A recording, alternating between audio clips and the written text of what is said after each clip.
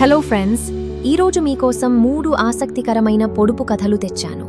మొదటిది, నల్లటి గుహలో తెల్లటి సిపాయిలు కాపలాగా ఉండే ఎర్రటి రాణి. ఏమిటది?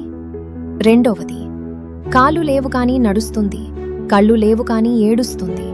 ఏమిటది? మూడవది, అడవిలో పుట్టింది, అడవిలో పెరిగింది, ఇంటికి వచ్చింది, తైతక్కలాడింది.